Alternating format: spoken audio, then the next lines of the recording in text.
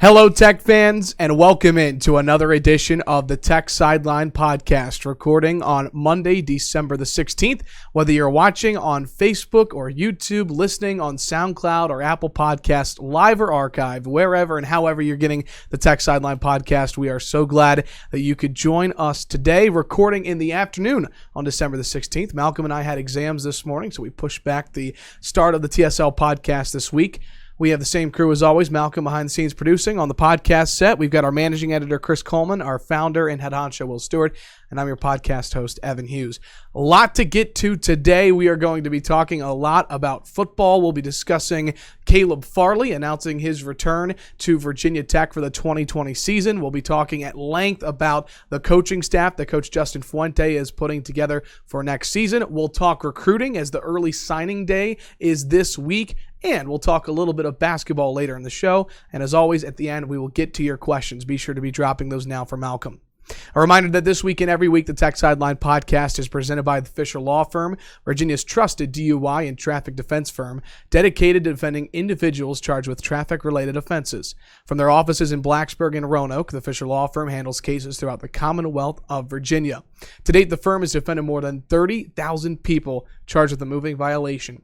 For a free consultation, call anytime, day or evening, toll free at 1-800-680-7031. Again, that's 1-800-680-7031. Or you can email them at info@fisherlegal.com. First time I get to say this year. Good afternoon, guys. How are you guys doing today on this Monday? Doing all right. Yeah, doing well. I thought you were going to say something like Happy New Year or Happy Birthday. New Yeah, happy what, 2 weeks out to Christmas? We're in the middle of December here.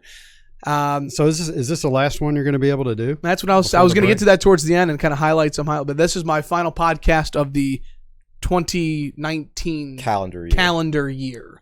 Yes. So it took my last in-person final here this morning. Malcolm had his. It sounds like both of us did well. That's a positive. So in case you guys are wondering, Evan is just a junior, so we have him for the rest of this year and next year. If he doesn't hold out for too much of a pay raise.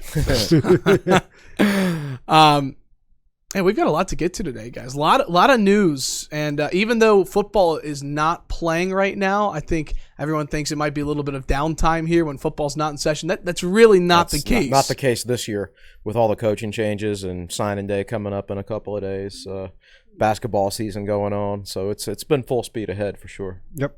One thing I want to do, Will, I wrote this down in my notes because, again, we're talking about Christmas coming up in a couple weeks. I was just getting my Christmas shopping done a little bit earlier over the weekend. Of course, a great Christmas gift could be to become a TSL subscriber. Also, we've got some great TSL gear on our website, and I thought I'd let you kind of talk about that if you wanted to. So for gift subscriptions, I don't think the promo shows up if you're on your phone. So just look on the homepage for there's a little graphic, a little square graphic with a real nice Christmas present, and it says something about giving Tech Sideline as a gift. We only do annual subscriptions as gifts, which is okay because, interesting factoid, something like 80% of our subscribers are annual, not monthly.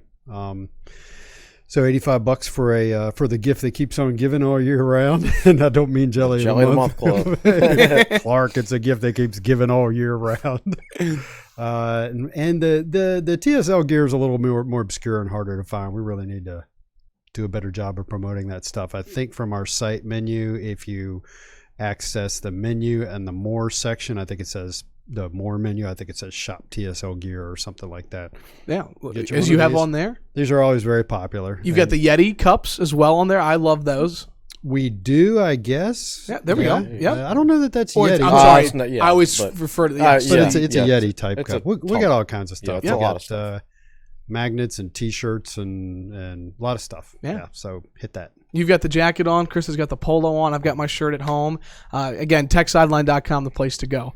Okay, let's dive into it because we've got a lot to get to. I want to start with a little bit of lighthearted news because it actually made national headlines over the last week in the NFL, and that was the Edmonds brothers all playing in the same game for the first time since the 1920s. That's happened in the NFL with the Duluth Eskimos, who became the Chicago Bears. But Tremaine, Trey, and Terrell Edmonds all playing on the same field last night. Buffalo beat Pittsburgh. Of course, Tremaine is on Buffalo. Trey and Terrell are on the Steelers, and it was really neat to watch them do a couple of interviews in the week leading up, and to hear Al Michaels and Chris Collinsworth talk about it last night during the telecast. What do you guys think about the Edmonds brothers all playing in the same Did Virginia game? Tech get mentioned? I heard that they were mentioned. I did not. I was studying for the exam last night. No offense to the Edmonds family, but that's what we really care about here. Did Virginia Tech get publicity? I'm sure they did. Yeah. And I know that Tremaine and Terrell both led their respective teams in tackles as well. How about that? So, yeah, good night for Tech. Yeah, good night for the Edmonds. That was really cool. Did Trey get to carry the ball? Any idea? No, ever since they got their running backs back healthy, he's back solely being a special teams player. Yeah. Yeah. I remember from their time at Virginia Tech, wasn't there a cool photo of all three of them on the kickoff team? Yeah, they were all lined up right next to each other on the kickoff team. That's very cool. Yeah, and it goes back a couple of years ago when Tremaine and Terrell were both taken in the first round, and that was really a big deal because I don't think that had ever happened before. Probably not. In the NFL draft, two brothers in the first round, and both are off to tremendous starts in their careers, the two of them. Tremaine's one of the top young linebackers in all of the NFL. He's still right only now. 21 years old. Doesn't he have the record for youngest player to ever intercept a pass in the NFL? There is something that he set as the youngest player. I don't have that off the top of my head, but So the guy's still 21 years old, and he's just about to finish his second full season as an NFL starter. Wow. Yeah, and the Bills are 10-4, I believe. He's going to be like 23 when his rookie contract expires. That's LeBron-like. LeBron started when he was, 18 or so? It seems like he's been around forever. Mm-hmm. Yeah, so, it's looking like both of them are going to be – both teams, the Steelers and the Bills, are likely going to be in the playoffs together. So you can watch the Edmonds brothers How about those Jets and Dolphins? Are they going to be in the playoffs? It's been a long decade, Will, for both of our teams. So the Dolphins were winning something like 10-7. If they had promotion, relegation in American sports, it would be amazing because some of those leagues, there's actually a relegation playoff. Like the worst teams will play each other in a playoff to determine who gets relegated to the second division. But they have to win, right? You have to win to stay up. Right. Yeah. So you would have to win the game to get the first draft pick, right? I guess technically with the way the NFL draft works. Right. They should have a little 4-team playoff. The 4 worst teams in the NFL get to play for the right to get the first draft pick. The Jets and the Dolphins, we could be playing every year, because NFL players love playing more games. Well, the thing is, they would all intentionally tank it. In a relegation playoff, ideally, you don't. Everybody's playing their tails off because they want to stay in. Because if you get dropped to the second division, your salary gets cut by half, right? Mm-hmm. So, I'm saying you'd have to win the 4-team playoff in order to get the higher draft pick, not lose. Oh, right. I got you. Okay, that would make sense. So, no more tanking. Hey, real quick, worth mentioning, if you bring up the Dolphins, and we're talking about Hokies and the pros, Isaiah Ford against the Jets a couple of weeks ago led the Dolphins. 6 catches, right? With 6 receptions, close to 100 yards, and the Jets could not stop him. Shocker. So he's the guy who had about 3 career catches coming into that game, and the Jets couldn't stop him. How does that make you feel as a Jets fan? We could talk about it. Like I'm watching Virginia Tech basketball. You're happy for Isaiah Ford. I was very happy for Isaiah Ford. Seriously, I wasn't cheering against him. I was very happy for him. So, anyways, that's a little Hokie in the pros news to start off the podcast today. Okay, let's jump into the news that broke today on Monday, December 16th, and that was that Mike Barber of the Richmond Times-Dispatch was the first to report that Caleb Farley will return for the 2020 season for Virginia Tech. There was some speculation if maybe he would declare for the NFL draft, but he is going to stay in Blacksburg for another year. Chris, your initial thoughts when you heard the news? Exceptionally talented player. Great decision, I think. I think he's got first-round potential. I thought Tim Settle had first-round potential, but he was just in such a hurry to get to the NFL. Yes, he was. He's an NFL guy. He was not collegiate guy at all. And he was just in such a hurry to get to the NFL that I think he cost himself money. And Farley's not making that same mistake. So I think by staying a year, Farley's going to improve, by 2 or 3 rounds, most likely. And that initial rookie contract will be worth a lot more money. I also wonder, he sat out the UVA game with back spasms, so I wonder if there's something going on there that might not medically check out with NFL teams and whatever. It's a smart decision, whatever the major motivation for it is. And it's nice to be able to keep a guy who, is arguably the best cornerback in the country. Let's go ahead and say he's one of them. Yeah, he's way up there. That's just incredible to be saying a year after, he didn't have that great a season in 2018. Chris pointed it out, and we have some stats to back that up. Cam Mellor of Pro Football Focus at PFF_Cam put out a couple of tweets that kind of put into perspective just how good statistically Caleb Farley was this year. So first one, I've got three. First one, lowest passer rating when targeted on go route concepts. So minimum of 10 targets. Caleb Farley, 0.0. Okay, that's the first one. Okay, the second one is lowest passer rating when targeted on in-breaking routes. Minimum 10 targets. Jermaine Waller, 8.8. So keeping the theme going with the Tech cornerbacks, and then going back to Caleb Farley, another stat that was really interesting, highest coverage grades from all of the FBS cornerbacks, whether that's Group of 5 or Power 5. Tied for fourth, Caleb Farley, 90.3. And who were the guys ahead of him, and where do they go to school? Amik Robertson of Louisiana Tech. Okay, so he doesn't face Power 5 talent. Sean Jolly in second of Appalachian State. He doesn't face Power 5 talent. And then Trevon Diggs of Alabama. He does number face 3. Power 5 talent. He does, yes. So, and then he's tied with Derek Stingley Jr. of LSU, 90.3. And I believe Stingley Jr. is going to be a top draft choice in a couple of years if he's coming out this year. But anyways, I mean. So let's back up a little bit. Are you telling me on go route concepts that no one completed a pass? No one completed a pass on him all year.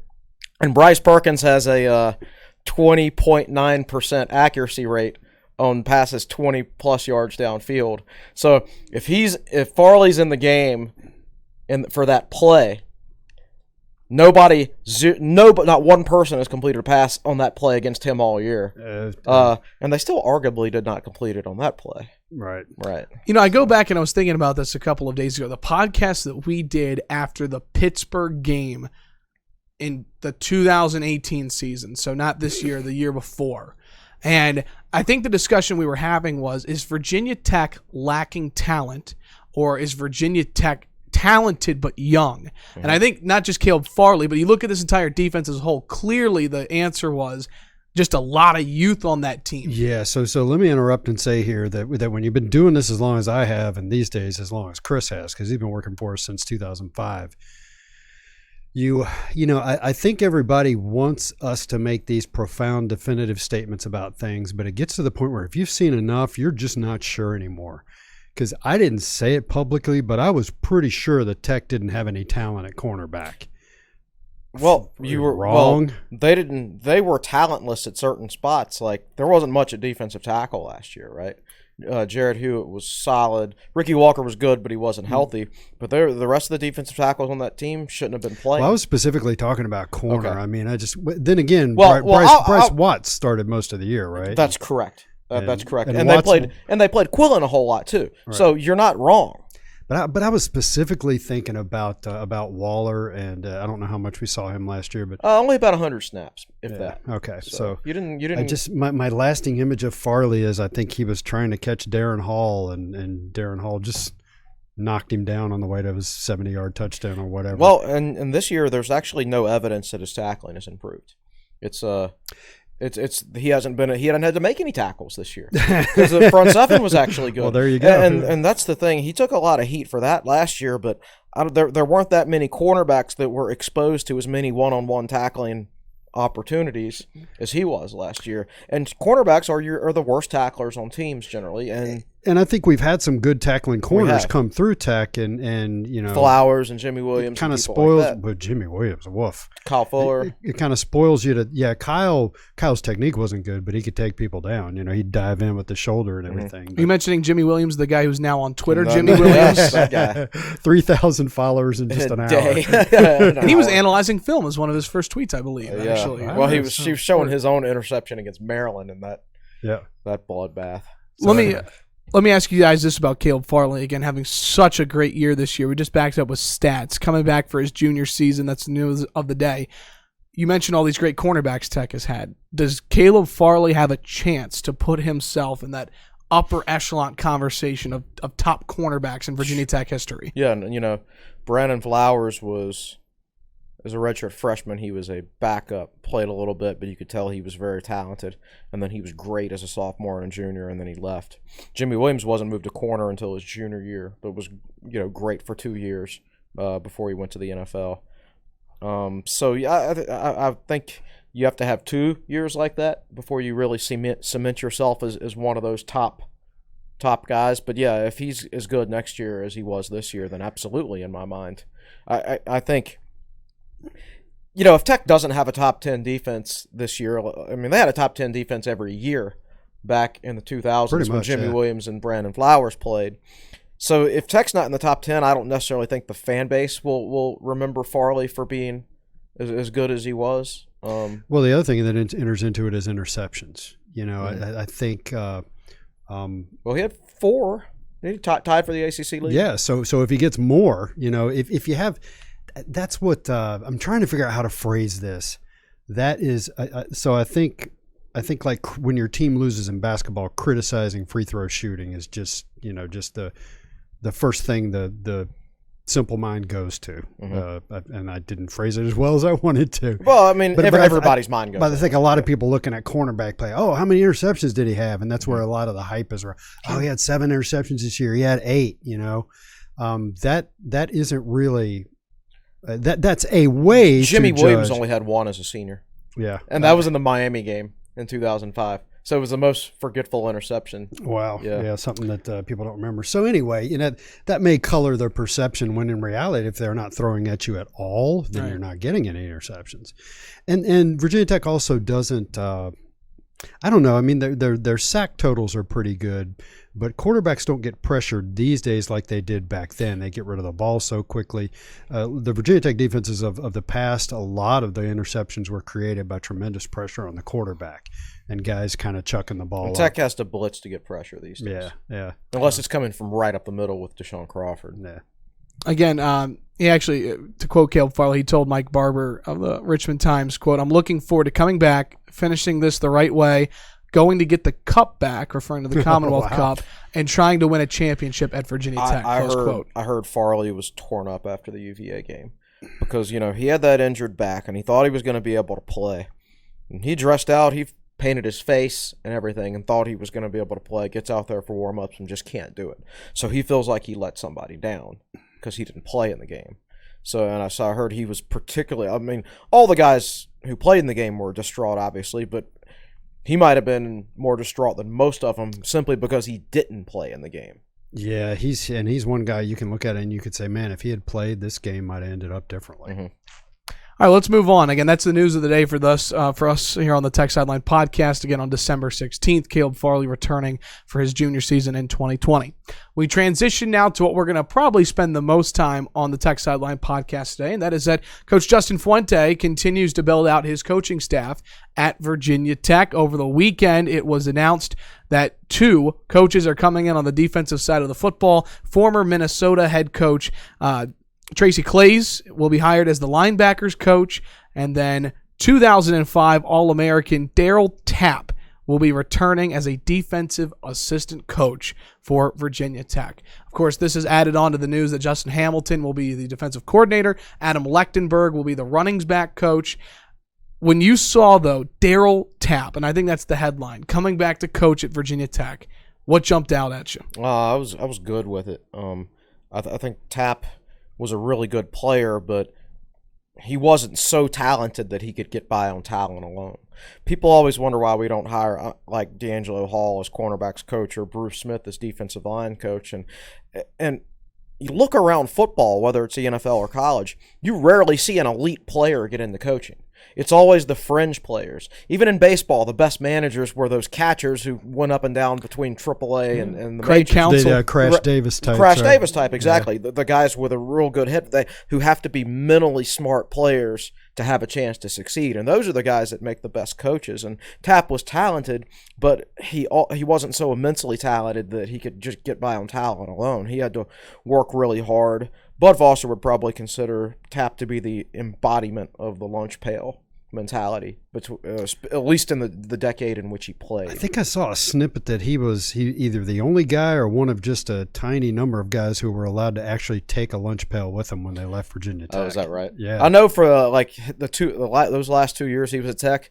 I think he had the lunch pail every game, every time. You have pictures of him at the after the West Virginia game in 2005, and he comes to post-game interviews with the media with the lunch pail right there. And I remember just back when scrimmages were open back then, and you'd roll over on Saturday, watch a scrimmage in the spring or in August or whatever. Tapp would be the first guy on the field with that lunch pail, go out there and get 3 sacks against Tech's sorry offensive line, then be the last guy off the field, lunch pail in tow. I'm pretty sure he took that thing with him everywhere. He checks a lot of boxes. He does. NFL experience. He's from the 757. Doesn't have coaching experience. That's one box he doesn't check. Mm-hmm. But you can learn how to coach. Well, right, and he's not going to be Virginia Tech's defensive line coach. Virginia Tech is going to be hire an experienced defensive line coach, and Tapp is going to learn from under this guy while recruiting, and that's the thing about the 10th assistant spot these days is I think Tech is doing some unique things with it. They did something unique with Lechtenberg where he wasn't coaching a specific position. He could be used as an evaluator, recruiter, stuff like that. Tapp is a guy that they believe has an extremely high ceiling as a coach, but he's not quite ready at this point to coach a position. Once he gets some coaching of his own in a couple of years, that's probably a different story. But now, because of that 10th assistant spot, you can actually bring him on, put him on the staff, use him as a recruiter, and have him learn from a more experienced defensive line coach. And that means, in 2 or 3 years, if Virginia Tech is on the market for a defensive line coach again, you don't have to go on the open market against a bunch of other schools with more money. You've already got your guy. If he develops as a coach, as everybody thinks he will. Yep. So it's a smart hire from my standpoint, I think. He's got a really good personality. Tech fans are going to like him when he goes out on and does these recruiting events and stuff like that. And probably the 757 is where they'll send him. Will, just to add on his thought about recruiting, and expand upon that, Darryl Tapp recruiting a region that he went to high school, Deep Creek High School, was so talented there. How valuable is that? Not just to have an in-state recruiter, but someone that just knows the 757 inside and out. Well, Zon Burden knew the 757 inside and out. He went to high school out there. So go ahead. I just want to point that out. It is valuable, but it also he can also, and I think we talked about this in the last podcast, he can also refute the notion that Tech doesn't put defensive linemen in the NFL. Yep. Did Tapp also play defensive tackle? He did for some. I think he played when he was with the Eagles. I think in pass rushing situations, passing downs, they use him as a pass rushing defensive tackle. Man. So he can say, "Yeah, I played 12 years in the NFL, and I played 2 different positions, and I'll help get playing at Virginia Tech helped me get that versatility." Yeah. I do want to read the quote. Again, this is from the press release put out by Virginia Tech, Hokiesports.com, from Justin Fuente about Darryl Tapp. Quote, "We've wanted to find a way to bring Darryl Tapp back into our program for some time. If there is one former player who I've consistently heard Bud Foster use as an example of what it meant to play defense at Virginia Tech, it's Darryl Tapp." Close quote. Went on to talk just more highly about him, but that's a pretty strong statement there from Coach Fuente. So before we move on, let's go back to the recruiting thing. Recruiting is about hard work and organization and relationships. If he does the hard work and he's organized and builds the relationships, one of the things that I think might be missing from the modern era of recruiting that was more important in the past was just driving around when in-state recruiting was really big for Virginia Tech, just driving around and visiting high schools and visiting coaches, whether they've got players or not. I don't know if Darryl's still got family in the 757. You would assume he does. Sure. Hey, man, go home for the holidays and just, or during the summer or whatever, and spend some time just going around to the different high schools and getting the lay of the land. I wonder if modern coaching staffs get hung up on graphics and videos and things like that and don't just do the legwork. Well, they spread themselves too thin because they offer 250 players a year. Well, and that's the other thing, instead of offering 70, 80, 90 guys, you can go look it up on 24/7. Some schools offer in air quotes, whatever that means, as many as 350 players, 400, The ridiculous schools, I think we've seen Tennessee do this one year, they will have out over 400 offers. And you're right, that's a lot of kids you got to track and a lot of people you got to communicate with and a lot of people you got to do graphics for and all that kind of stuff. So there's more to it than just saying, hey, I'm Darryl Tapp, I played in the NFL and I'm from around here. Put a bow on Darryl Tapp. Didn't really realize this, how lengthy of an NFL career he had. So go back to the beginning of his career, Seattle 06 to 09, Philadelphia 10 to 12, Washington in 2013, the Lions 14-15, the Saints in 16, and then as late as Tampa Bay in 2017. So this guy was in the NFL 2 years ago. I mean, that's a pretty long career to think about. He played with Michael Vick in Philadelphia in 2010 and 2011 he played with Jameis Winston in 2017. I mean, just to show the lifespan that he had in the NFL. So really, really fascinating. That's as long a career as just about any defensive lineman has had. Yeah. Besides like Bruce Smith and probably who was it Robert Brown? I don't know how long Robert Brown's career was. It was pretty long. Yeah. But other than those two guys, that Tapp's had the longest defensive line career, as far as I know. Well, players these days in general just don't play that long. Yeah. Also worth mentioning, too, just kind of personally, as we talked about what he embodies, the lunch pail and all that, he was the Mike Utley Spirit Award recipient, an honor presented annually by the Detroit Lions of the player who exhibits tremendous spirit, desire, dedication, and work ethic. So he got it done in the NFL, too, just in terms of off the field, on the field leadership. So, again, he's coming in as a defensive assistant is what the title is. Yep. Virginia Tech will hire a defensive line coach. That spot is still vacant, as Chris alluded to. Let's talk about the other big hire that Virginia Tech had, and that's bringing in Tracy Claeys, a former... Tracy Claeys. I'm sorry. Thank you. Sorry. Well, we've done dozens and dozens of podcasts with you, and that kind of mistake is rare. Yes. Thank you. Tracy Claeys, linebackers coach. He will take over for Bud Foster, who's not only, of course, the defensive coordinator, but the linebackers coach. A former Division I head coach at Minnesota, of course, has strong ties to Jerry Kill, and he is someone who brings a lot of experience in terms of coaching to this Virginia Tech defense. When you saw that hire, Will, what stood out to you most? Well, we knew it was coming. We were told, and I think we've talked about it on the podcast or in articles. What's not to like about that hire? Now people are like, "Oh, can he recruit?" I think Justin Fuente's filling his staff with enough guys that I think recruiting will be a focus. I'm not sure that's going to be Tracy Claeys' thing. I think he's the old head on the defensive coaching staff to help the young guy. Everybody assumes that's going to be Bud Foster.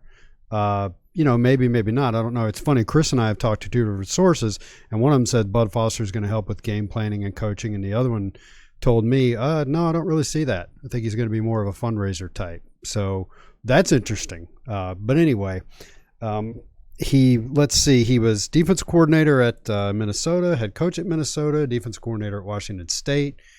And, like I said, what's not to like? That's a lot of experience on a defensive staff that has areas where they don't have a lot of experience. So that's my take on it. I think that Fuente is he's working very hard to remake this staff into what looks like a young staff. And again, I said I thought this was headed about a week ago, and everything that's happened since then kind of reinforces it. A young staff that can recruit and is assisted by coaches who have been around a little while. Yeah, it's when you put together a staff, it's like doing a puzzle. And Fuente said that in his interviews this past week. He was like, I don't necessarily make a change because I think a guy's a bad coach. I'm just trying to make the staff fit together the best. Yeah. And he wants to improve recruiting on the defensive side of the ball, particularly the defensive line, where Tech, Tim Settle was drafted and Daddy Nicholas was drafted. But before that, you have to go all the way back to 2010 before you find another Tech defensive lineman who was drafted. And I know Jason Worlds? It was Jason Worlds. And before that, it was Chris Ellis in 2008. So basically over the last 11 or 12 NFL drafts, you've had 4 players drafted. Yeah. And even a couple of those guys, 3 of those guys played linebacker in the NFL. That's right. Now, only one of those was actually played defensive line in the NFL. So I think Fuente's tired of hearing that on the recruiting trail. And I think that's why he's making changes, obviously, to defensive line coaching. It's about getting enough recruiters on your staff and balancing them out with good coaches. Obviously, if you have the budget of Alabama and Clemson and Ohio State, you can fill your entire staff with guys who are proven recruiters and coaches. Yeah. The rest of us can't do that. There has to be a proper balance. You have to take a risk or two every now and then with a Tapp or a Justin Hamilton or something like that. But when you take a risk at one of your spots, it's ideal to have a really good veteran coach, and that should probably be at linebacker. Because linebacker is the spot, in my opinion, where recruiting matters the least, particularly at the Mike spot. I mean, Vince Hall was not going to tear up a combine, right? Jack Tyler was a walk-on. Rayshard Ashby, he's going to get laughed at the combine when he puts up numbers there. I mean, seriously, It's a little harsh. It's a little harsh, but I mean, you know what I'm saying. It's like, who's pudgier, him or Josh Jackson? Right. But he's but those guys are pure football players, right. man. So recruiting matters less at the linebacker spot for me. I think you want your best recruiters on the defensive line and in the secondary. That's my opinion. So I think you can get a guy like Claeys, who's a former head coach, a 3-time Broyles Award nominee. I mean, that's a pretty knockout hire for just a linebackers coach, because that guy can go and be a defensive coordinator somewhere and do a good job. Yeah, it makes you wonder how long will he be a linebackers coach. Yeah, who knows? Yeah, and his one full season as Minnesota's head coach, 9-4 record with the Gophers. Those 9 wins were the most it had earned since winning 10 games in 2003. So just to kind of put that into perspective. And kind of going back on your point you made too, I mean, with Justin Hamilton, we mentioned this on the podcast last week, but surrounding himself with experienced coaches, I'm sure having a guy like Tracy Claeys can only help him. I mean, not just a former defense coordinator, but a former head coach on his staff. Yeah, and I think it's important that Justin Fuente lay the ground rules on who's in charge, what are the lines of communication, what is expected of each member of the coaching staff.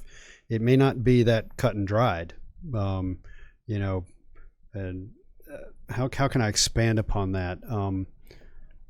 Well, there were issues at Washington State when he resigned in the middle of the season with him disagreeing. He and a Mike Leach assistant having incredible disagreements. Now, that was a situation where he was a defensive coordinator and it was the secondary coach, and Leach sided with his longtime secondary coach. Yeah, rather than the defensive coordinator, so Claeys quit. But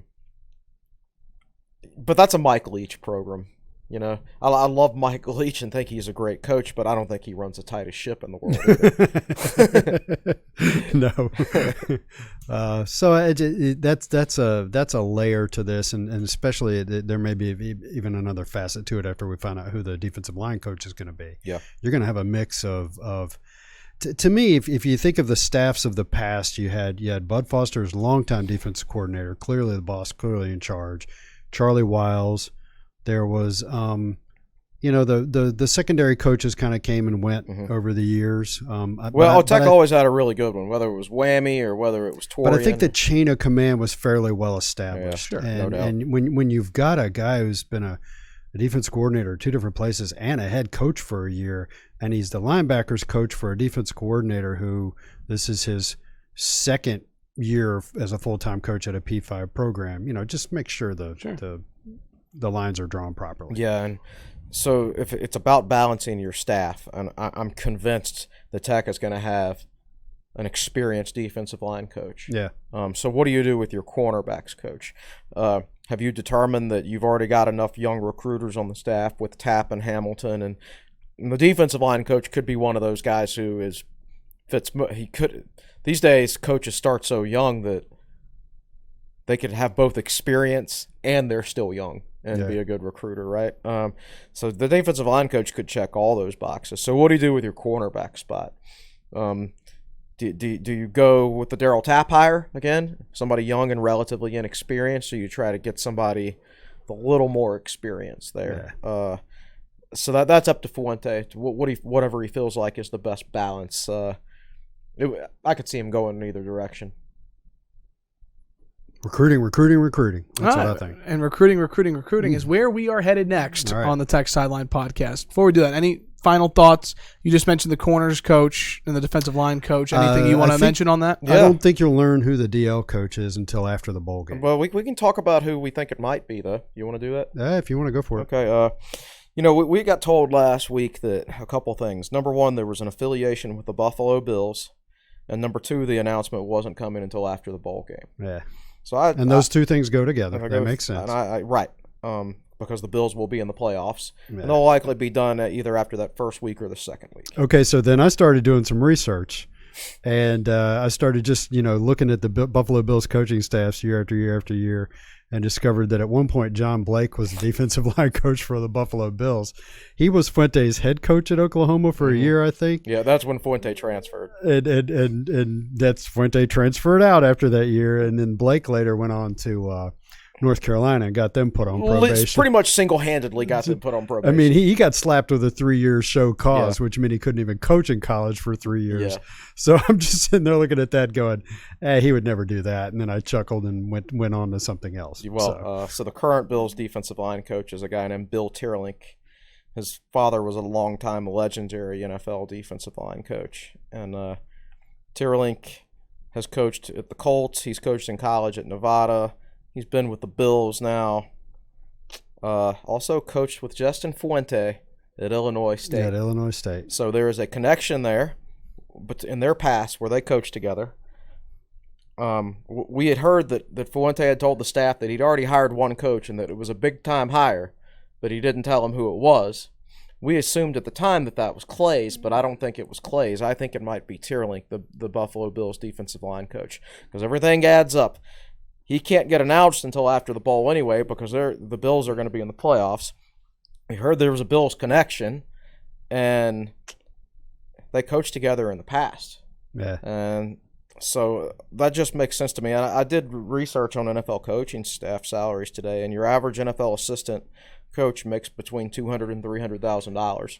Well, Charlie Wiles made $280,000 at Tech. I mean, Tierlink could potentially get a raise by coming in. Coaching salaries is one area, correct me if I'm wrong, where college is caught up with the pros. Right. Yeah, for sure. Yeah. Well, I mean, some of these, like Alabama defensive line coach is going to make $500,000, right? Right. He's twice as much he'd be making in the NFL. Yeah. So I would not. If I was in Vegas, I would place a small sum of money on him being Texan. Not a large sum, but I certainly think it's a strong possibility that could happen. So there you go. That's the last thing we have to say about the coaching. Okay, there we go. Let's move on to recruiting because the early signing period is this week. It is. And the Hokies have been busy on the recruiting trail over the last week or so since we did our last podcast on Wednesday. So I've got a couple of players to go over. And the first one we'll bring up is the one that was the first news that came out since our last podcast. And that is that Tyrone Powell, who is Virginia Tech's highest recruit at the time for the 2020 class, flipped from Virginia Tech to Rutgers. He is a New Jersey. He's from New Jersey. So going with Greg Schiano and Rutgers, was that a surprise to you? And what does that mean in terms of this recruiting class? I don't think it's hard to say what it means. It wasn't a huge surprise. Once I saw Schiano was taking the helicopter in there, Tech doesn't do well against helicopter coaches. Although in recruiting, like how coaches that fly in, like Larry Fedora used to fly in on Friday nights and watch. Who was that defensive lineman? Oh, I don't remember his name. Jalen Dalton. Yep. Jalen Dalton. And Jalen Dalton loved that. Coach flying and see me on a helicopter. So he picked UNC over Tech, and obviously he picked style over substance because he never lived up to his potential as a defensive player. He could have been so much better at Virginia Tech. He would have been much better player at Tech, most likely. Because he looked, by the end of his career, that kid looked the part. He was big and yeah, definitely. Man. So I don't think it really says anything except, of course, that Greg Schiano is again going to put a huge emphasis on in-state recruiting at Rutgers. Just like so you weren't around for the first Greg Schiano go around at Rutgers. I mean, I remember Eric LeGrand and the story about him, the linebacker, and then I do remember Ray Rice being there, kind of towards the end of his tenure at Rutgers, and then of course being signed as the Buccaneers head coach. Rutgers was a terrible program when he was hired, just like they are now. And he came in and he really got those New Jersey kids to stay in state. I don't know what he says to them, but he's just really good at pitching loyalty to the state. And a school that I'd have to go look at how things have been going in the state of New Jersey lately, but a school that tends to hurt is Penn State. I think Penn State mines New Jersey for whatever talent is there. And I'm all for that. Oh, yeah. If Schiano makes it difficult for Penn State to recruit in New Jersey, Or thumbs anywhere up. for that matter. We can do another podcast on that. Will and Chris's thoughts on Penn State. But Schiano also benefited from the departure of Miami and Virginia Tech for the ACC, I think. There was a time period there in like the mid-2000s where Louisville and Rutgers and I guess WVU were all good programs, and Big East football was pretty exciting. I remember, don't grill me on the details here, but I remember a game that Louisville and Rutgers played one night where they were both, I think, top 10 programs. Yeah, that was like a Thursday night game or something at Rutgers. And Rutgers had that kicker, Ito. Yeah, I don't I think know they about called that. him the judge because I think his name might have been Jeremy Ito or something like that. And he kicked a game-winning field goal and turned up and when Skycam was new, pointed at Skycam after he kicked the game-winning field goal. I mean, That's amazing. this was exciting stuff back then. And Rutgers, Schiano left and they went right back into the tank. So he's a guy that has proven in the past that he can win there. Now, win in the Big Ten, I don't know. So that was Tyrene Powell. That was the one that Tech lost. However, some news. Good news for Virginia Tech the last couple of days as we transition. How about last night? There were 2 commitments in a span of 30 minutes, it felt like, on Twitter. First one, 3-star offensive lineman Caden Moore decommitted from Bowling Green, and Scott Leffler, and committed to Virginia Tech. Man, these kids got to know when I sit down and start watching Netflix on Sunday nights, they need to hold off their commitment until the next morning.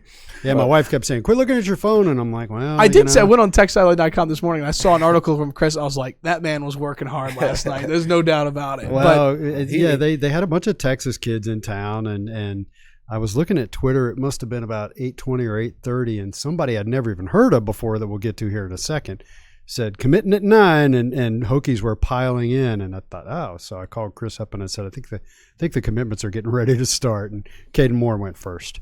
Yeah, and again, that was someone who flipped to Virginia Tech. Anything that you pointed out in your article that's worth mentioning? He plays offensive tackle in high school. I envision him as And much some more of an defensive offensive tackle, but he's guard. an offensive guy. Yeah, I think he's a guy that needs to drop about 10 pounds. But I think he's a naturally aggressive guy. He needs to reshape. Reshape. I think he's a naturally aggressive player, and that's a good thing. I mean, other things can be developed. I'd call him flat out mean. Yeah, man. he's got a mean streak. He's got a 7-minute long highlight film, and that kid likes pancakes. He looks like he likes to eat them and dish them out, Yeah, man. no I mean, doubt. we're talking. He would lock into people, and I don't know if it's just bad high school officiating or not, but you can tell he's perfected the art of that in close grab. Right. And then he drives guys into the ground. If he gets falls on top gets of his hands inside of you, it's over. Yeah, and he's landing on top of you. And I even saw a few where he had a few things to say before he got up off the other kid. So he's nasty. Now there are question marks about his footwork, Sure, side to side ability and all that, and his athleticism. But that can be improved on in college in a strength and conditioning program. So I think that's a solid pickup. Now the great thing about him is him and the other offensive lineman who's pretty raw. Forget his name right now. Parker Clements. Parker Clements, yeah. Yeah. Well, they can redshirt this year, buddy. Oh, well, Tech's got plenty of Can I just say, it has been a couple podcasts since the word red shirt has been uttered out of Chris's mouth. All right, so there we have it. So these days, I edit and read all of Jason Stam's recruiting articles for Tech Sideline, and 90% of them, the recruit talks about, I want to go somewhere where I can play early, and I just roll my eyes every time I see it. But so imagine how hard it is to recruit on the offensive line for Virginia Tech this year, when they just started 2 sophomores and 3 freshmen on the offensive line. If you think you're playing early on the offensive line at Virginia Tech, That is not right now happening. you're not. You're not going to. So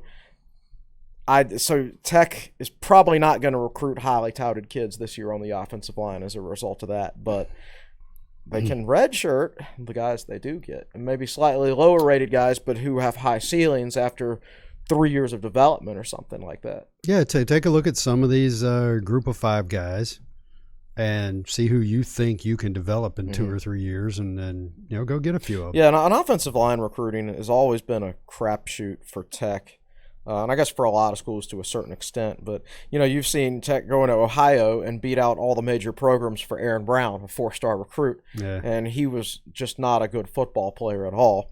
But then they beat out VMI for Jake Grove, and he's an All-American who plays in the NFL. Darrisaw didn't have any FBS offers, and he's going to be an NFL player most likely. So offensive line recruiting for Tech has always been kind of don't pay attention to the star rankings too much. Yeah. So I think Caden Moore, he's got some defensive tackle highlights in there. He can run at times. Looks like he's got strong hands and he's mean. So get him in here and see what you can do with him. Is he 6'2", 6'3"? Do you remember? They're listed at 6'3". Right, 6'3", like 305. So he's probably actually 6'02". So he definitely plays tackle in high school, but he looks like a guard prospect. Definitely a guard, I would say. I feel like we missed an opportunity for this podcast. This is on me. We for the last one, like a Christmas podcast, we should have brought Chris a red shirt, just a red shirt that he could have worn. Maybe, always be red shirt. Maybe in 2020 we can just hold it up like this every time next to the red shirt gets brought up. Well, we can do it. We can save it for February after the final signing day. And one of the points I'll make is that this is so much youth in the program right now. Pretty much all these guys can red shirt. We're going to do a segment in February. Each recruit, I'm going to say the name. I'm going to give you both a red shirt, okay?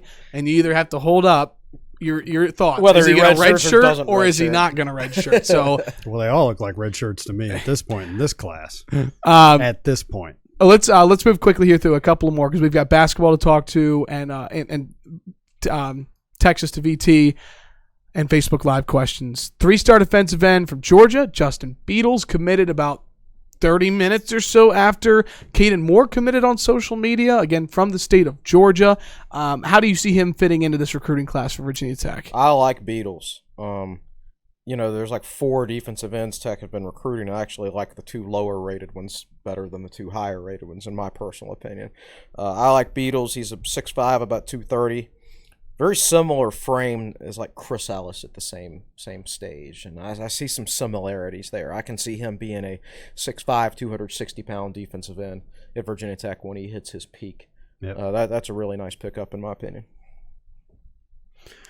I'm looking at I think they've got about 4 defensive linemen left, 3 or 4 defensive linemen left on the board, and they're all listed in the 6'4" to 6'5" range. Now, actually 3 of them are 6'3". Oh yeah, and so is it a true 6'3" though? Somebody, but we don't know. Somebody Garbett was listed at 6'3", exactly. and now he's 6'1". And even Zion DeBose was listed on one website at 6'2" and 3/4. Right, he's 6'1". Garbett's 6'1". Right. So are these guys? So you never truly know. I do think the kid from Texas.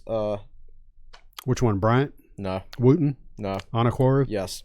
He is I've tall. got the graphic in front of me. Anakwaru. He's tall. He's listed at 6'3", but he looks taller than 6'3", and I think that's because he's got such a nice wingspan. It makes him look like he plays at 6'5" or 6'6". But I do think they're going for a little more length on the defensive, specifically a defensive end right now. Daryl Bailey, who has already committed, he's 6'5", 255. I don't know whether they view him as an end or a tackle at this point, but I do think they want some more length up there for sure. Yep.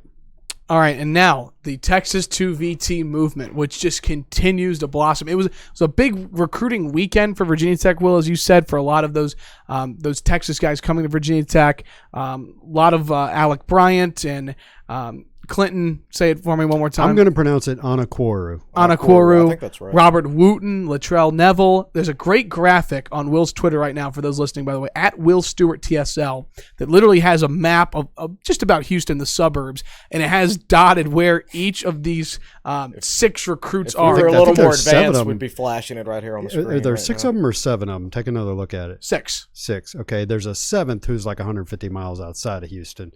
And some of them are, Malcolm's going to pull it up here on the television. Some of them are, I think 4 of them are 2020 recruits, and then 2 of them are 2021 recruits. Correct. Including Latrell Neville, 2021. He's a 4-star receiver. But Alec Bryant has been a big name throughout the last couple of weeks. What did you guys hear about this recruiting weekend for Virginia Tech, the Texas 2 VT movement? Well, I'm 100% convinced that Bryant and Wooten will sign with Virginia Tech. Yeah, Bryant is... he changed his profile. He didn't come out and say I'm committed, but they both changed their Twitters and their profiles and everything to VT pictures. Yeah, it's a done deal. And Bryant, Bryant in particular was extremely enthusiastic on Twitter. Yeah. So Anakwaru is a guy, So assuming those 2 other Texas guys commit, Bryant and Wooten, to go along with Beadles and Daryl Bailey, not knowing what position Bailey's going to play. I don't mean Tech will have either 3 or 4 defensive ends committed in this class. So do they have room for Anakoro to sign in February? Because that's when he's going to sign. He's not going to sign this week. I personally hope so. Now, in the past, when Hargrave existed, and recruits didn't necessarily care whether they started as true freshmen or not, you take a guy like Anakoro, stash him at Fork Union or Hargrave for a year, get that extra year of development, still redshirt him in his first year at Tech. So eventually you'd have him as like a 23-year-old senior and he'd just be a completely dominant football player. Yeah. But these days it's like some guys, it's like, you want to stash me at a prep school for a year, you want to redshirt me, they get insulted by that if they don't think they're going to play as a true freshman. So I don't know if that's necessarily in the cards anymore, but ideally that's what I would do with him. And I would take him in this class because I think he has the highest ceiling out of all of those guys. Yeah. And would you agree with this, Chris, that he's one we're not as sure. We're pretty sure about Bryant and Wooten, but his offer at this stage is not. It's an offer. It's a contingent upon whether Tech has room in the class, and they're not going to know that until February. Okay. Yeah. All right. Again, at Will Stewart TSL, go take a look at that map. Demetrius Davis is on that map. Brandon Campbell as well, and the Texas to VT movement continues on. And specifically the Houston to VT. Yeah. So if you look at the map of Houston, these guys are southwest, southeast, and Bo Davidson is from Katy, Texas, which is northwest. So. Everybody's saying Texas to VT, but it's really kind of Houston to VT is what you're looking at. And I'm in the midst of studying. Everybody knows there's lots of football's a religion down in Texas, and there's lots of players.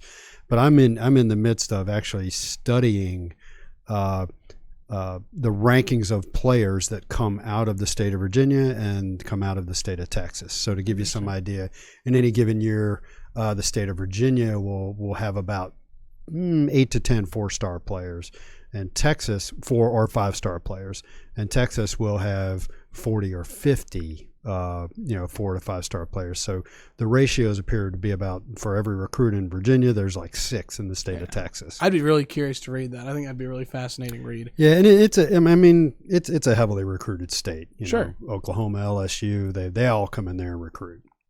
All right, well, that'll put a bow on the recruiting talk here on the Tech Sideline Podcast. Again, for more information on recruits, we've got it up on our website, techsideline.com. Chris has an article out.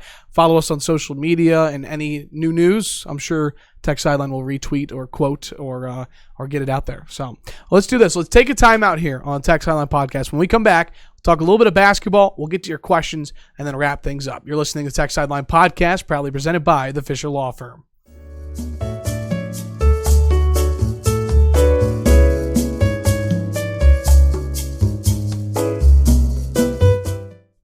Welcome back into the Tech Sideline Podcast presented by the Fisher Law Firm, recording on Monday, December the 16th. Malcolm Stewart, Chris Coleman, Will Stewart, Evan Hughes along with you. Just talked about Caleb Farley, the coaching staff for Virginia Tech, recruiting, and now we shift from the gridiron to the hardwood in the basketball floor. Virginia Tech picking up 2 wins last week, or I guess technically 1, but counting the weekend with Sunday as 2.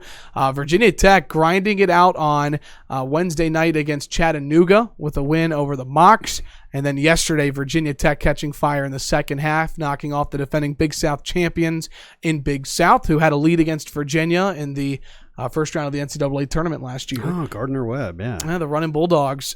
Chris, it seemed like it was a really good bounce-back performance for Virginia Tech, even with the win against Chattanooga. And they looked like the normal Hokie squad on Sunday. It was better.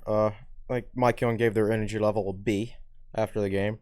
Thought they were a little better defensively. I thought, although Gardner-Webb missed some shots that ACC teams would make, except for maybe NC State. Even a lot up close. So I mean, there's a long way to go, of course, but yes, it was a better performance.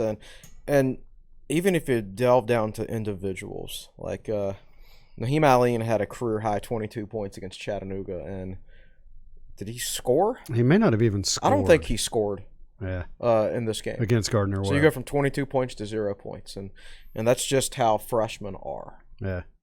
So you never know quite what you're going to get. But I thought overall it was an improved performance.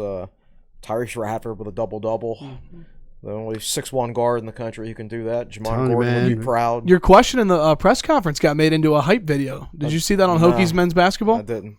Yeah, Chris had a question. It was, not many guards in the country can have a double-double, and then they turned it into a hype video with Mike Young talking about it. I was like, shout out Tech Sideline. But yeah, so, Will, one thing that stood out to me, were you there yesterday, or did you watch? The one thing that stood out to me, and one thing I asked Coach Young at halftime was the bench, especially after Hunter Couture didn't play Wednesday, and it was a limited bench. The bench yesterday really stepped up with P.J. Horn in foul trouble. It felt like John Ogiaco. Ogiaco got to play 21 minutes. Wilkins 34 to nothing, right? Off the bench, yeah. Isaiah Wilkins had 13 points off the bench. Couture was in double figures. It just felt like the bench took steps forward against Gardner-Webb. Yep. Yeah, I mean, 34-0 bench scoring speaks for itself. I showed him the plus-minus numbers at halftime because we get the halftime box score up in the press box, and the plus-minus numbers for the bench were much higher than the plus-minus numbers for Tech starters in the first half. Yep, yeah. And in general, the starters didn't play particularly well in the first half, but the bench played really, really well, and that's why Tech was up by 10. Yep. Not a whole lot I can add to that. I just love me some Hunter Couture. You know, I mean, he's a glue guy.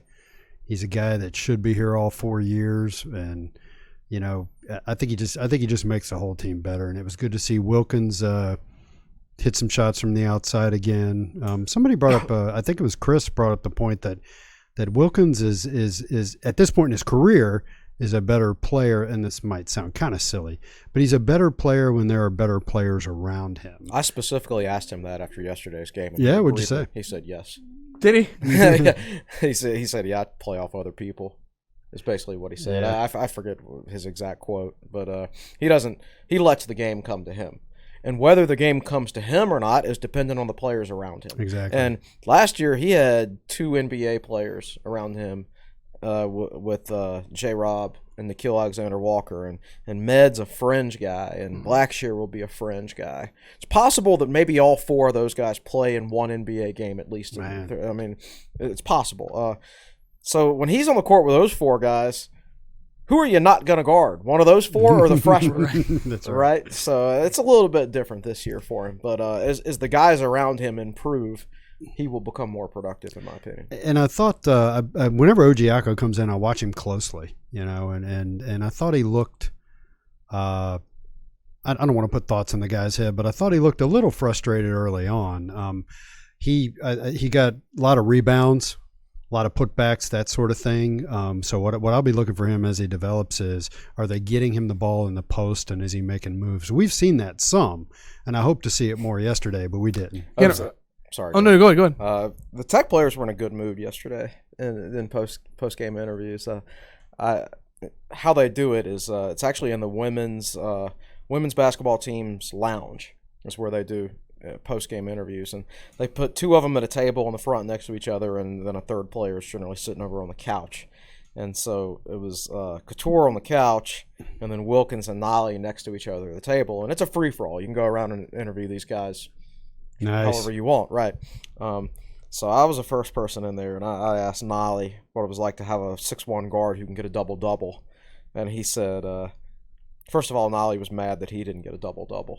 He got taken out with like 4.5 minutes left, and he was just like, but you got to have that coach on the bench who keeps track of that stuff and who says, Coach, don't take him out yet. But anyway, so he finally answered the question about Radford, and he said he was like Dennis Rodman. And I don't know how I'd feel if somebody compared me to Dennis Rodman, but if you talked about my rebounding game compared to Dennis Rodman, I'd be quite proud. Points to Nolly for knowing who Dennis Rodman is. Yeah, right. Quick total side note. I watched the Rodman 30 for 30 last week and was blown There's a away. Rodman 30 for 30? It is unreal. Oh, I mean, Rodman was unreal. You guys need to see it. Oh, he's my all-time favorite NBA player. Okay. Really? The first basketball Sega Genesis game I ever bought was NBA Live 95. And I'd always play with the Bulls, and this was impressive technology for back then. But if you played with the Bulls and you played a full season, Rodman's hair color would change every game. Yeah, that was impressive technology back in 1995, man.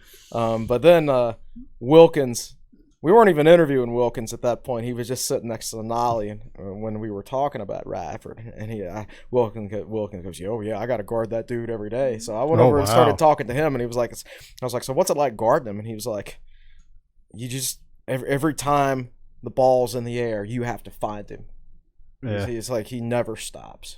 If I was playing pickup ball, I'd pick that dude first, and then I'd pick Wilkins second, because I like both of them. But Radford is there. There have been a number of times this year where there's always that, not always, but there's often that guy who, while everybody else is gathering and starting to go for the rebound, he's already there. Mm-hmm. Well, he's one of those guys. What game was it? The Chattanooga game, or was it the Duke game, where Radford came in out of nowhere and tipped the ball back in? Yeah, and there was a bunch of defenders at the rim. I don't even know how he got it to go. Yeah, but 10 boards for a guard is. What you like about Radford is he knows who he is. And so many players don't necessarily know who they are. He's not a good shooter. He just made his first 3-pointer yesterday, so he never takes them. Mike Young, after one game earlier this year, he was like, "Yeah, he shoots 73% of the field because he never takes a bad shot. He never takes a bad shot, yeah. Right? He knows where his bread is buttered. Yeah. All his shots come from the lane, right by the basket, and those guys generally, he's going to get the most out of his ability because he knows who he is as a player. Yep. Yeah, certainly just a joy to watch, and Mike Young really raves about him and his practice ability, Tyrese Radford. What you see on the floor is what he puts into practice every single day. So, anyway, so the Hokies, by the way, it was announced that the Hokies are the 16th best team, not in the top 25 of this week's AP poll. So, so they're ranked 41st in the country? I think so. 62nd in the NET rankings. Yeah, which is that a good place to be right now? It sounds about right. They've played 4 quadrant 1 games and won one of them. And Clemson is actually a quadrant 3 game. Right. If Clemson could move up to quadrant 2 somehow, that would help. Be helpful. A Q2 road win. They look pretty bad right now, though. Yeah, they got stomped. I think by the end of the year, not many of us were expecting to beat Clemson before the season started. I think by the time March gets here, we're going to look back and say, beat Clemson? Yeah, that makes sense. Oh, yeah. It's looking that way. So worth mentioning, too, one thing Mike Young did say, and the Coach Mike Young said in the press conference, is that Tech has basically 2 games until ACC play over the next 2 weeks, and that's VMI on Saturday, and then Maryland Eastern Shore on December 29th. This is like spring practice for basketball coaches. So he was saying that you can go a whole week and just coach your team and focus on you. I guess you got to give him a couple of days off for Christmas. I'm not sure, Mike, just from seeing his mannerisms when people ask him about the break, I don't know if that I think he'd give these guys a very, very limited Christmas break if it were up to him, right? Because he sees this as an opportunity to just focus on Tech. You got a whole week, or you got this whole week, and then after this weekend, you've got pretty much another whole week before the next game. So those are big opportunities to get better. Once you start ACC schedule, you're playing twice a week. Your attention immediately turns to that next opponent. Just scouting. Right. Yeah. And so you can get better, but not as much as you could get better right now when you can just focus on yourself. Yeah.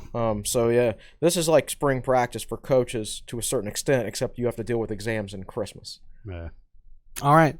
That'll do it for our basketball talk here on the Tech Sideline Podcast. We are over an hour at this point, but this is a long one, and we'll keep it that way. I'm sure we've got some great questions ready to go here. Let's turn it over to the best producer in the land, Malcolm Stewart. Malcolm, how was your exam today? What's going on? My exam was easy. I had to get, I think, a 30% for an A in the class. So there you go. That's a good position to put yourself in. Hey, take arts classes if you need easy grades. Duly noted. Anyway, we'll start with Matt Williams. Thoughts on the Texas to VT movement, Houston maybe. How did it start, and what does it mean for future recruiting in the age of social media? It started. Can I take that one? Sure. Because it's pretty easy, and I think I've actually already said this. Started with Bo Davidson. What is Bo's job? He's technically an offensive analyst, right? But he's a defensive line specialist too, because he played defensive end in college at North Texas. Okay. So he's a guy with experience on both sides of the line. I'm guessing he's been doing a lot of work with Tech's defensive line now that Charlie Wiles is no longer coaching. He might even be the interim defensive line coach. Yeah. He's from Katy, Texas, which is west of Houston, and as we discussed earlier in the podcast, that's where these Texas recruits are coming from. So I don't know.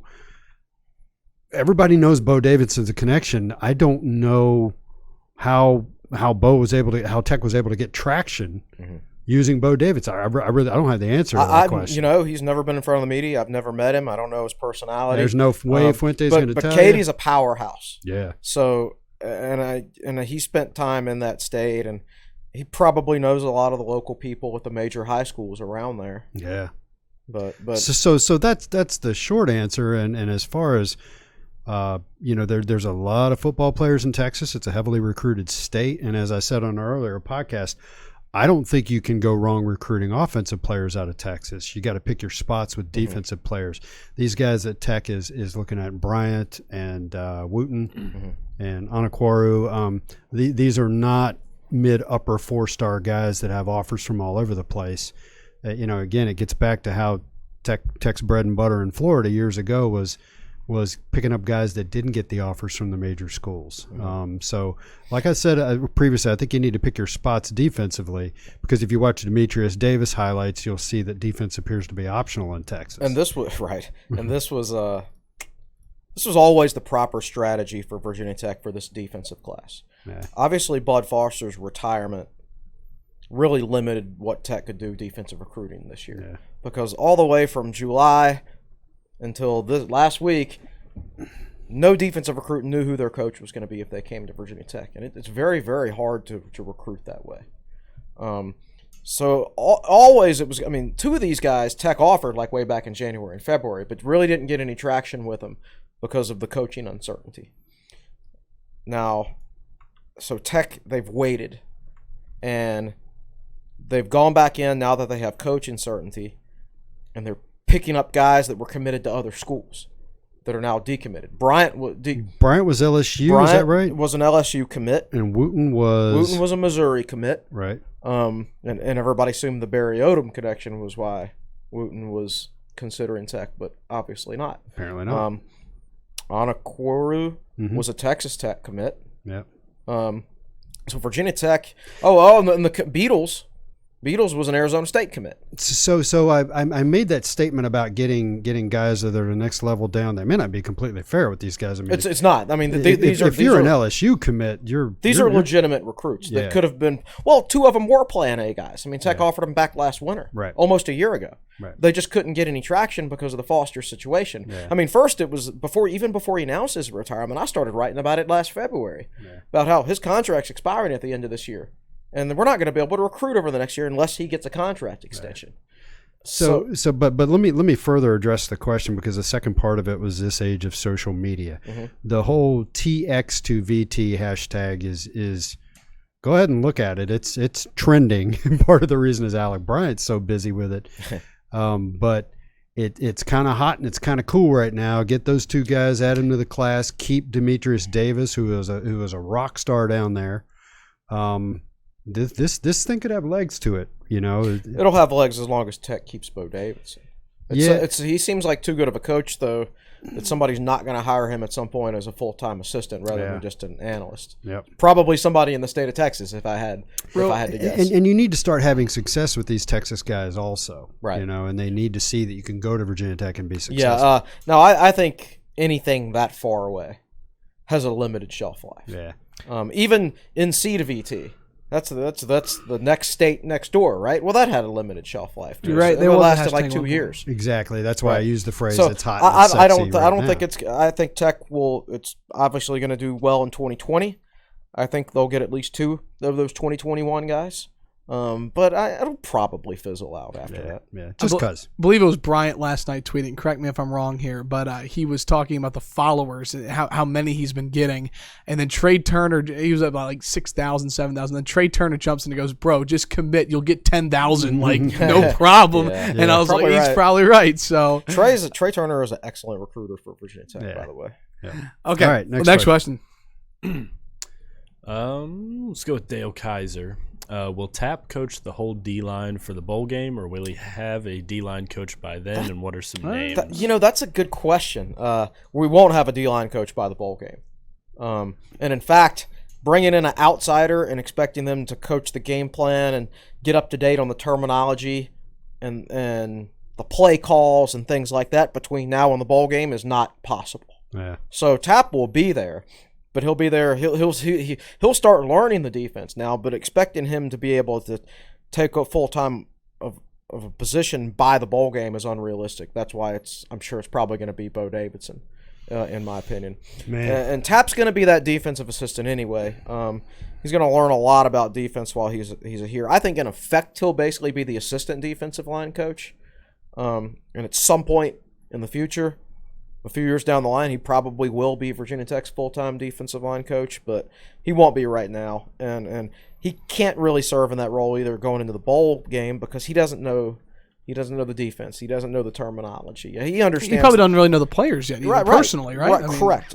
So he understands the basics because he played at Virginia Tech, but still, that scheme has changed since he. All right, for example, Bud reworked it around. Well, of course, Tapp was here for that. Bud's reworked it several times. Well, he was here that time, but he wasn't here for the other reworking. Yeah. Remember, Tech used to line up based on short side of the field and wide side of the field, at least as far as defensive linemen and quarterbacks go. And Tapp was one of those guys. He showed his versatility at Tech. He actually played both defensive end positions during the course of his career. But now Tech just does left and right defensive end. So he probably got here and so he's probably like, okay, who's playing stud for you? And Hamilton's like, we don't have a stud anymore. We play left end and right end. So he was like, what? And not to mention, this doesn't affect him as a D-line coach, but you've had the whip transition into more of a nickel position. Correct. So there have been changes. Right. So a lot of changes since he left. So I don't see him filling that role quite yet. I would say with all the coaching turmoil, prepare yourselves for Tech being a little raggedy in that bowl game. So. Excuse me. Nathan Joseph, do y'all think Fuente is the guy to close the gap on Clemson? Why or why not? Man, if you're trying to close the gap on Clemson, you're not going to be a happy fan. Well, right, you're not going to be. And I'll tell you what, the least not least important, but a more important job for closing the gap on Clemson is head fundraiser. Yep. We're about, what are we, $40 million behind Clemson in revenue? Something and like then that. they have fewer sports that they have to support. I mean, that's just not. And these are programs that used to be equal in revenue 5, 6, 7, 8 years ago. Right. Before Clemson really started rolling. Right. I just don't think about that when you get up in the morning. Just let's win the Coastal. Right. Yeah. Because if you go through your life and your goal is to catch Clemson and become a better program than Clemson, I'm not saying that shouldn't be a goal, but it's not a realistic one in this modern the way the landscape is right now, in my opinion. I will say this: it's not a yes or no answer to the question. It's just I still think that in addition to all the standard stuff Clemson has that sets them apart, the tradition, the huge staff, all that stuff. One of the keys that Dabo has unlocked is making football fun. Mm-hmm. It is fun to play football at Clemson. Most places, it's not fun. Take that statement however you want to take it. What does Will mean by that? What can I read between the lines there? Just read between the lines. It's just not fun at a lot of places. I think Dabo's made it fun, and that makes people want to stay around and commit to the program. I think that's the little bit of extra juice he's got over a lot of other places. And as far as the money thing goes, let me throw this in there. I'm pretty sure that Brent Venables, their defensive coordinator, will make more money next year than Virginia Tech's entire defensive staff combined. So I'd be willing to bet. Good question. Appreciate it. Yikes. All right, let's do a basketball question from Ryan Haynes. Mike Young has done a lot with an undersized team this year. Should we expect more of this in his recruiting, or do you expect him to recruit more size at the 4 and 5? I think more size. He said this twice. He said it once off the record to somebody I know, and then the very next game, he said it in front of the media. He's not comfortable coaching a small lineup. Now, for somebody who's not comfortable doing something, I think he's done a pretty solid job of it so far. But the fact of the matter is he wants 2 big guys on the court. P.J. Horn should be playing the undersized 4 role for him, not playing center. So he's going to want to recruit another Ojiako I think Aluma could play the 4 or the 5. I think he'd probably prefer to play him at the 4. And for context, Aluma is the transfer from Wofford who is sitting out this year. That's right. Due to transfer. Do we know off the top of our head how many years Aluma's going to have? 2. Okay. Yeah. He's a pretty good player, I think. So he'll be a good fit next year, and he'll know the system already. Of course, having played in it. But I think Mike Young has showed enough this year that I think I called it an article teaching an old dog new tricks. Like maybe Mike Young didn't know he could coach with a small lineup like he has. But it for sure is outside his comfort level, and he said that.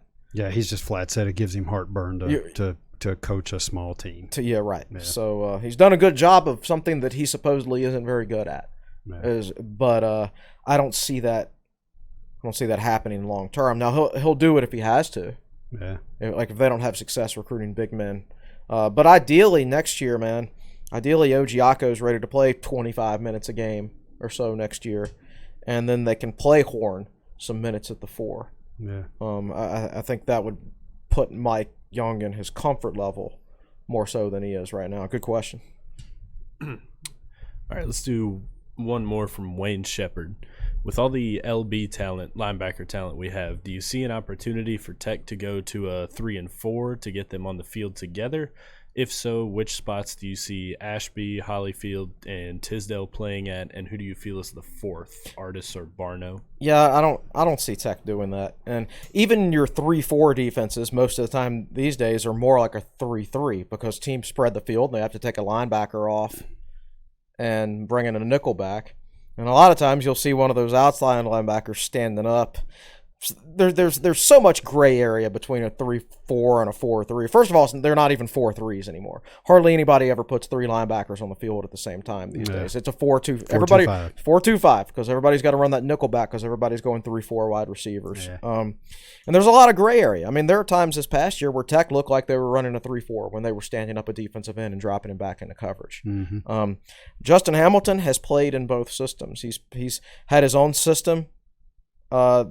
That was pretty much based off Tech's system, but he had some tweaks too when he was at UVA Wise. He played in the Nick Saban, Bill Belichick 3-4 when he was in the NFL. And also a guy like Darryl Tapp would have played in multiple schemes throughout the NFL. Tracy Claeys has used 4-man and 3-man lines. I think in year 1 of Justin Hamilton, not a whole lot will change.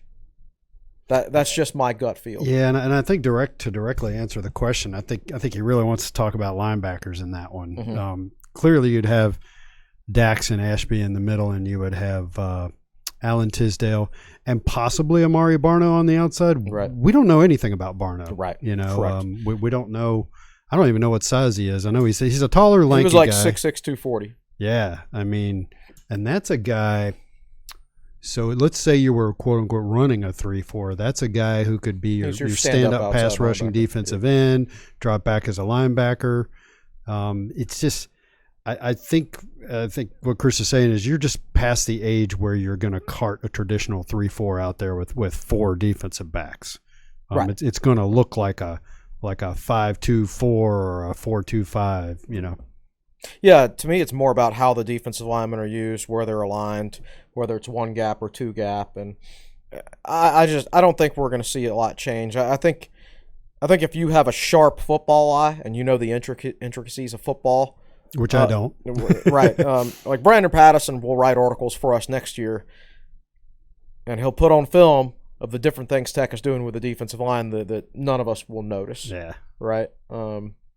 So that's why I'll be really interested to get a few games on film next year, and then Brandon Patterson will do an article and say, okay, here's what Tech's doing differently. I think that's going to be a really interesting article. It's how are they going to use those defensive linemen differently than they have been. Yep.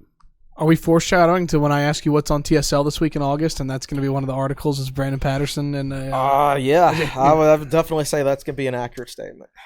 Great questions as always on Facebook. Thanks for everybody chiming in.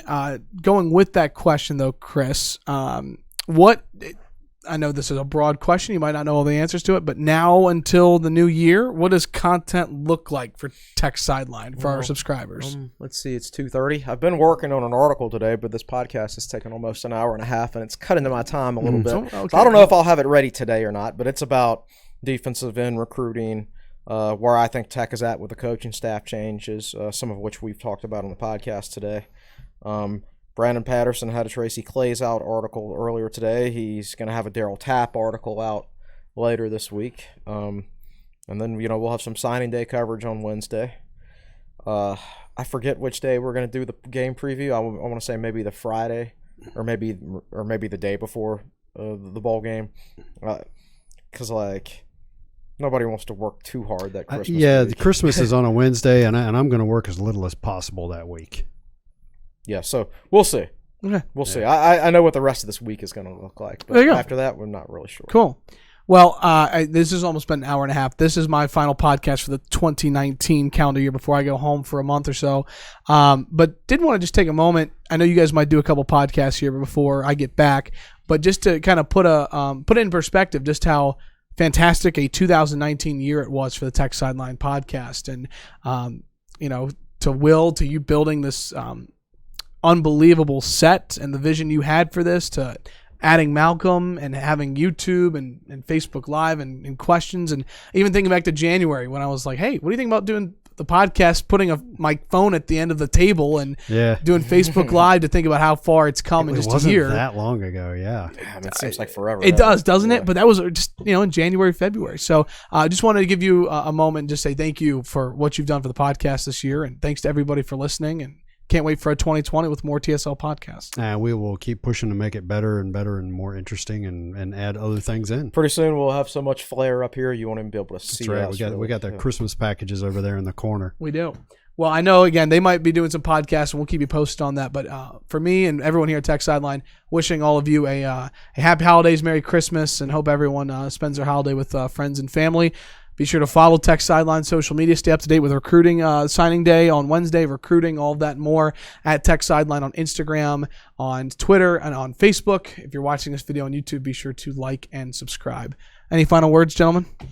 I don't think None so. whatsoever. I think hour and a half podcast. Yeah, I'm sorry. I think we pretty much said everything we could possibly So we've got Chris and I will be here Yes. over the break, and of course Malcolm will be around. So honestly, I haven't wrapped my head around it yet to figure out what we want to do. It'll be a step down without you. No, it's going to look different. Yeah. Well, I'll be back actually 1 week in January. We'll keep you posted on the podcast schedule. But again, happy holidays to all. Thanks so much for all the support that you have the Tech Sideline podcast in 2019. For our fantastic producer, Malcolm Stewart, on the podcast set, our managing editor, Chris Coleman, our founder and head honcho, Will Stewart, I'm Evan Hughes saying so long. Thanks so much for listening to this edition of the Tech Sideline podcast. Have a happy holidays. Again, this has been the TSL podcast presented by the Fisher Law Firm.